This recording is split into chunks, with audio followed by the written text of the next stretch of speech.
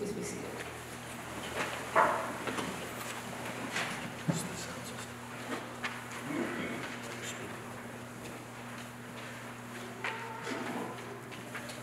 Dreams.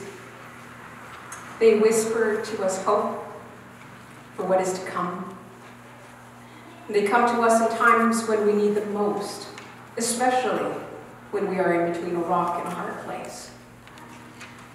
Dreams guide us when, without them, we would lead ourselves down the wrong path. They interrupt the plans that we have painstakingly devised, plans we've resolved to do, and present us with an option that may be the opposite of what we would think would be wise. But most of all, dreams open our eyes to see the possibility of something more, something bigger, something more radical than we would ever allow ourselves to see without them. What dreams do you hear God whispering in your ear?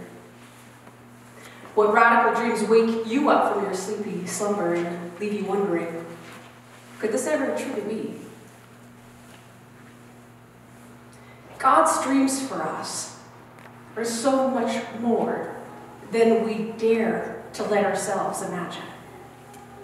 And when we are in between a rock and a hard place, God sends us dreams to show us the way. God sends us dreams to inspire us to see that even in those places, there is life.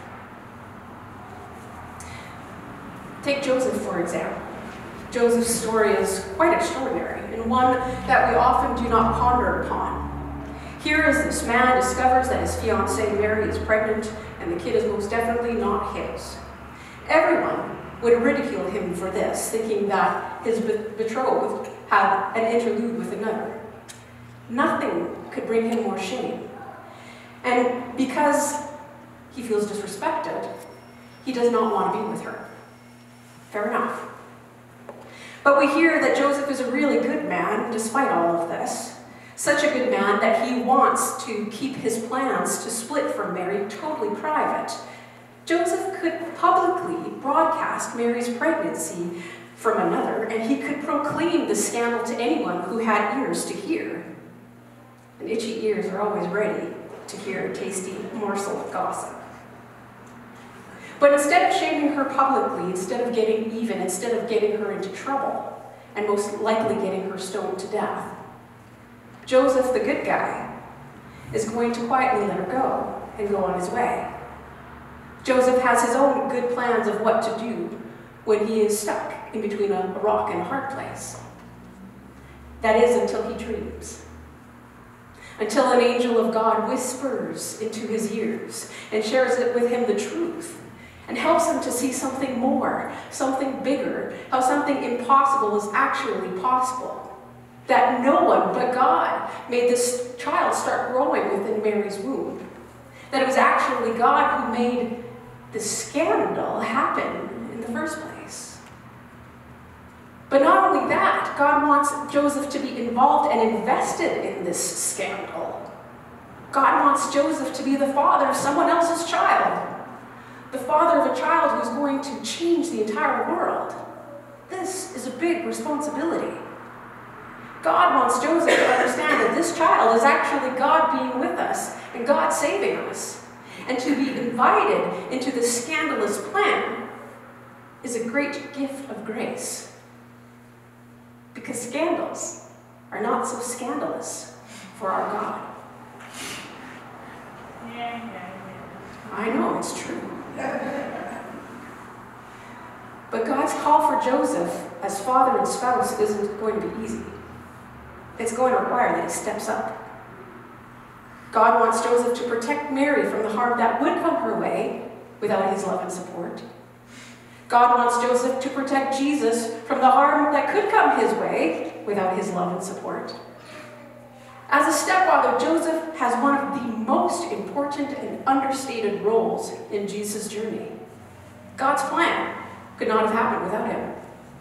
God needed Joseph to help bring Jesus into this world and to survive. And most of all, God wants Joseph and Mary to bear the gifts of God's scandal To see that God's ways of grace break all of the rules of how we think God should be working in our lives. God's ways of grace are going to stretch Joseph and Mary to live their lives differently. And today we hear grace asking and helping Joseph to let go of his old life, of his old ways of thinking, in order to see and to receive the new life that God has for him. God communicates all of this through the gift of a dream. Dreams, they whisper to us hope for what is to come. And they come to us in times when we need them most, especially when we are in between a rock and a hard place. Dreams guide us when without them we would lead ourselves down the wrong path. They interrupt our plans that we have painstakingly devised and plans that we've resolved to do, and present us with an option that would be the opposite of what we think is wise. But most of all, dreams open our eyes to see the possibility of something more, something bigger, something more radical than we would ever allow ourselves to see without them. What dreams for your life do you hear God whispering in your ear?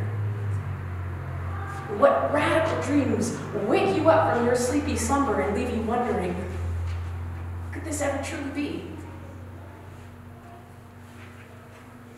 Sometimes we try to block our ears from hearing God's whispers, or hide our ears and hide our eyes from seeing God's dreams for us. Because sometimes God just seems too much. God expects from us too much. God desires too much change for us.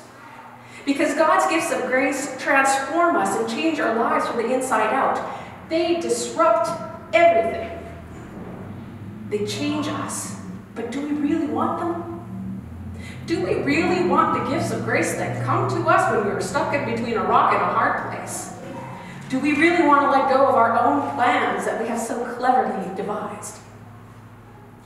Left on our own, the truth is that we are unable to find our way out between a rock and a hard place. We make plans that are short-sighted and cannot see the big picture. We are unable to see truth in its entirety. We are unable to see life in its entirety.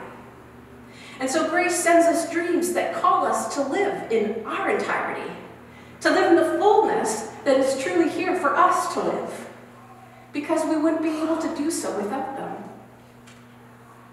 And so God's dreams for us are signs of God's grace to inspire us with real hope of what is really possible with the God that is really with us and really saves us.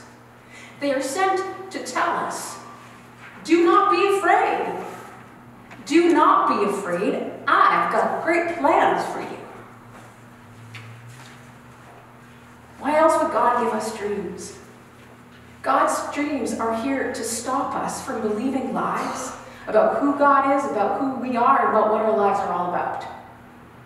God's dreams for us are here to proclaim to us the truth, that we don't need to limit ourselves and live in these neat little boxes that we try to fit ourselves in.